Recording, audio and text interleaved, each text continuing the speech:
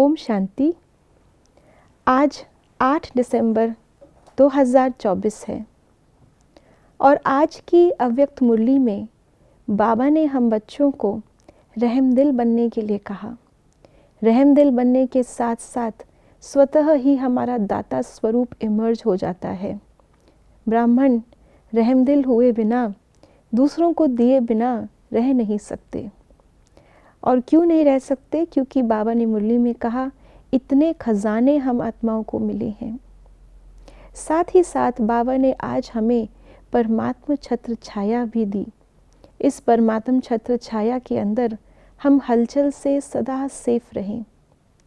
ऐसे ही आज बाबा अव्यक्त इशारों में भी हमें सेफ रहने के लिए कह रहे हैं और साथ साथ ब्राह्मण जीवन का असली अर्थ क्या है वो भी बाबा हमें आज अव्यक्त इशारों में बता रहे हैं। तो आइए सुनते हैं आज के बाबा के अव्यक्त इशारे। ब्राह्मण अर्थात समझदार, वे सदा स्वयं भी संतुष्ट रहेंगे और दूसरों को भी रखेंगे। अगर दूसरे के असंतुष्ट करने से असंतुष्ट होते हो तो संगम युगी ब्राह्मण जीवन का सुख नहीं ले सकते। शक्ति स्वरूप बन दूसरों के वायुमंडल से स्वयं को किनारे कर लेना अर्थात अपने को सेफ कर लेना, यही साधन है इस लक्ष्य को प्राप्त करने का।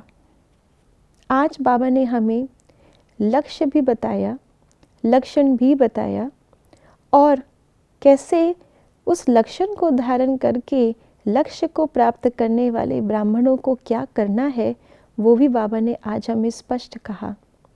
सबसे पहले तो बाबा ने हमें कहा कि ब्राह्मण अर्थात समझदार। ये समझ कोई लौकिक समझ नहीं है। कई बार हम लौकिक चालाकी को भी समझ कह देते हैं, वो तो दुनिया की रीत है। लेकिन बाबा ने हमें सत्य की समझ दी है। बाबा ने हमें तीनों कालों की समझ दी है। बाबा ने हमें हमारे स्वरूप की समझ दी है। बाबा ने हमें ये भी समझ दी कि कैसे हमारा कौन सा कर्म हमें ऊंचा उठा सकता है और कौन सा कर्म हमें पतन की ओर लेके जा सकता है।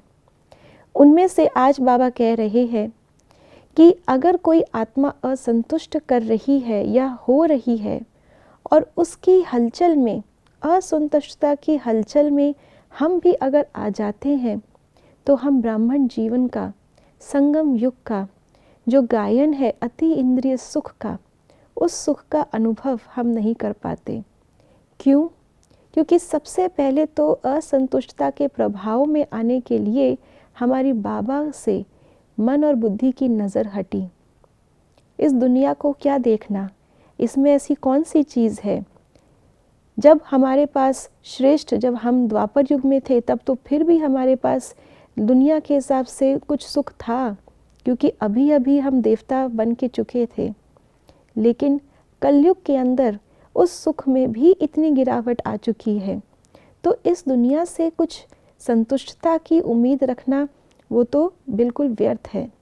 ब्राह्मण परिवार से भले ही हमें संतुष्टता की उम्मीद होती है, लेकिन ब्राह्मण परिवार की भी नींव क्या है, बीज क्या है? बाबा।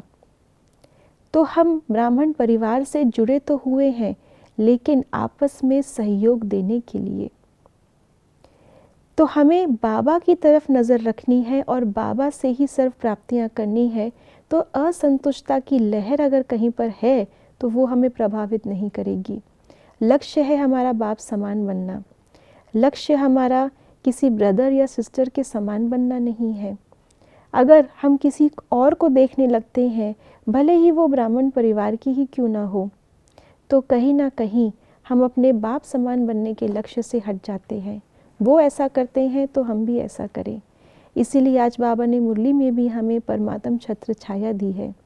परमात्म छत्र छाया के अंदर हर एक के पाठ को देखते हुए हमें उन्हें सहयोग देना है, उनसे प्रेरणा लेनी है, लेकिन लक्ष्य हमारा है बाप समान बनना।